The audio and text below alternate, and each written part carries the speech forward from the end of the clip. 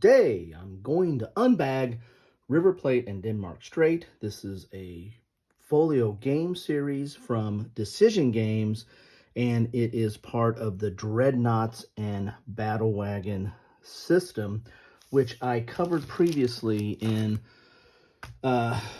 Cornell and the Falkland Islands.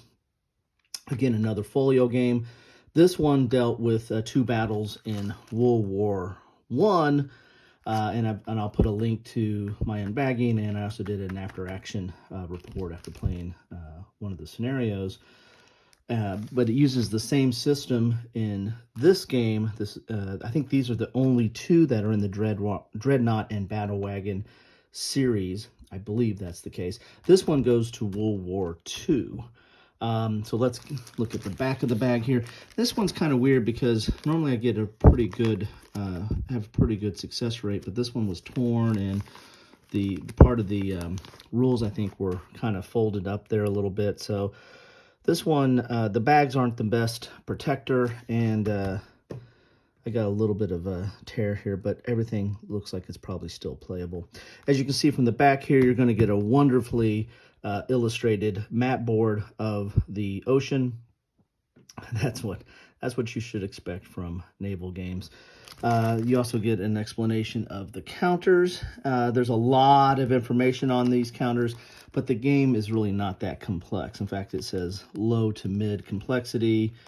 Solitaire is medium. Playing time is 1 to 2 hours. I actually find it, well, at least the scenario I played of the previous game was less than that. Hex scale is 1 nautical mile, and players are 1, 2, 3. So I guess you can divide up your forces there. But you can see there's a lot of information on the counter, but it's all the basic stuff that you're going to need for any kind of naval game. Your gun rating, torpedo rating, if there is one, maneuverability, flank speed, structural integrity, maximum range. And then if you're damaged, you flip it over and there's like a damage side to it. As I said, the system is relatively simple to get into, and it's it's a fun little system to play. I started off with my naval games, and I think I said this in the previous review or unbagging, with Battlewagon, an old, I think it was a task force game, Battlewagon, and this is reminiscent of it. It's not as complex as Battlewagon. Not that Battlewagon was overly complex, but it kind of reminded me of a little bit of Starfleet battles, because you had the little boxes that you checked off for damage and stuff on your ship. But this one's got it all based on the structural integrity and doing damage on there. So you're going to do the two battles in here, the Battle of the River Plate and the Battle of Denmark Strait. I hope I'm pronouncing that correct, because if I am, then it has a little bit of a rhyme to it. And then this took place in 1939, and the Denmark Strait took place in 1941. So we're getting into World War II there. Let's get into the bag here. As I said, it's kind of ripped there in the back, so I'll have to get a new bag for this. The Folio series I tend to keep in the bag. Sometimes I go into my clear envelope with the string draw closed, but these I tend to keep in the bag. So as I said, it's a folio game, so everything fits back in the folio here. Here's some of their other folio games. You get a counter sheet here. Not a lot of counters here. You've got some administrative counters, keeping track of hits. It's double-sided. And then here's your ships. So we've got the Graf Spee, the Prince Eugen, Bismarck. So we got the Bismarck. That's pretty cool there. Another Bismarck game. I did a series on the Bismarck. I'll put a link to that in my description as well. Here are the other ships here. There's the good old Hood.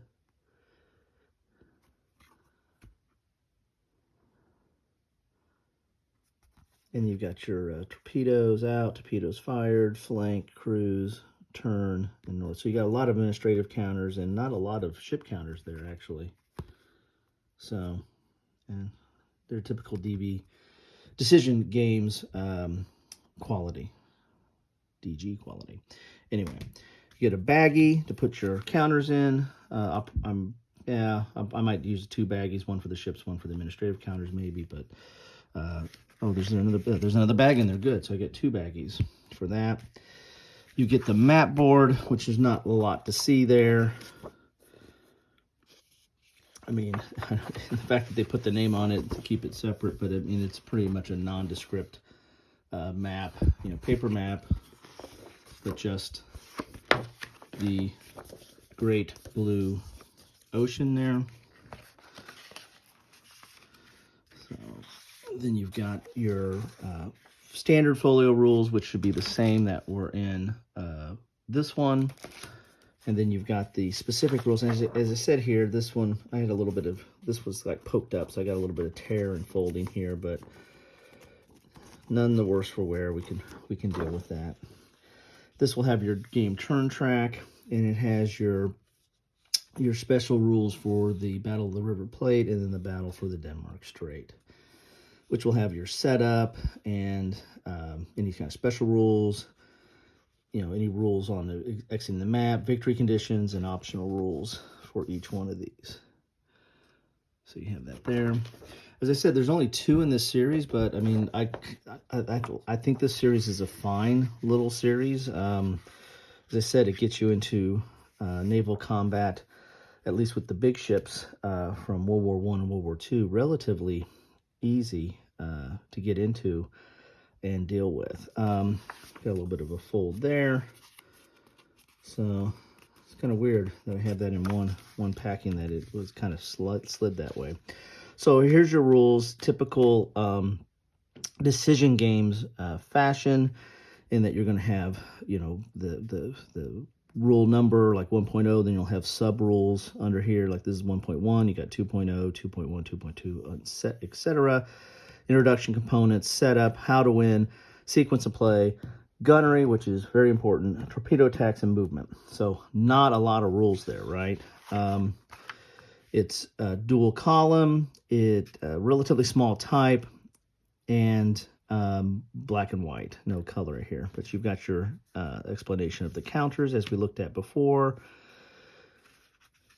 And you're right into the components are explaining the counters, and with a lot of these rules, some of the rules are inside the component description. They might tell you a little bit about the counter, there might be a rule that's kind of buried in there sometimes that you have to look up.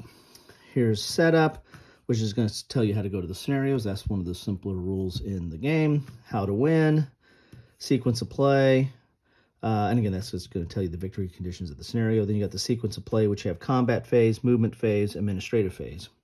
Pretty simple, right? Do your combat, do your movement, then you do administrative. Here's all your combat procedure. Or here's the combat phase at a high level. Here's the movement phase, the administrative phase. Relatively simple. Then the gunnery, how you do combat. There's some spotting involved. Range, facing is important. Firing throws, hits, waterline hit, and cumulative damage. Hulks and sink checks. Excuse me. Torpedo attacks, if you have torpedoes on your ship. Movement, which is all going to be set by your ship's speed. That makes, and how you follow that. You're hitting other ships. Reaction fire, which is an optional rule. Evasive action. Making smoke. Removing smoke, and entering or exiting the map. That's it. That is your rules. Then you have your combat chart or main chart for critical hits, and your gun firing throw modifications and torpedoes are all right here on the back. So you can just leave that up off to the side. So that is it. What you get in a folio of River Plate and Denmark Strait, Dreadnoughts and Battlewagons, advancing into World War II territory, with the first edition being World War I. I don't know if they have any other things planned for this series. I think the rule system is, I think it's a fine introductory rule set for naval combat. It's not perfect. There's a little bit of wonkiness to it, but it's fine. It's not as complicated as some other stuff I've seen out there, and these games don't take very long. Now they're limited scenarios because you're limited by what the scenarios that come in the folio, and there's 2 per folio.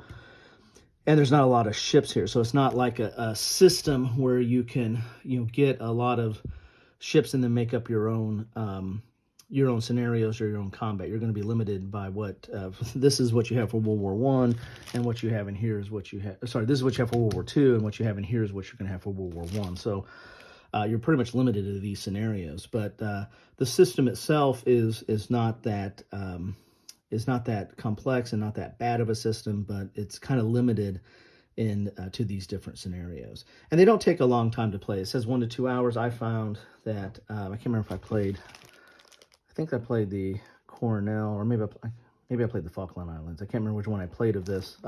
I'll put a link to it so you can tell me which one I played of that. Did not take that long, and I played it. I believe I might have played it. I played it a few times, but I think the one time I did an after action report, I think I might have done that. I don't know if I played that opposed or two-handed, but they don't take that long, and the rules aren't that complicated once you get a handle on it. So that's what I have for you today. The River Plate and Denmark Strait, part of the Folio game series, and I've actually put a new playlist down below called Folios under types. So if you want to see what Folio games I've covered so far or continue to cover, then you can get a quick link to that.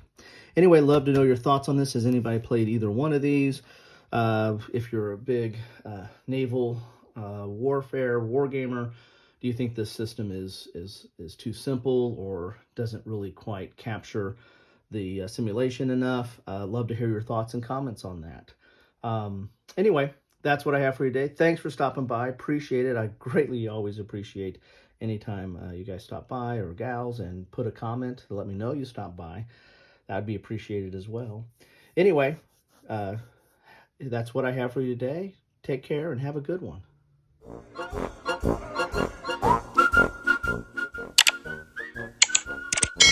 Thanks for watching.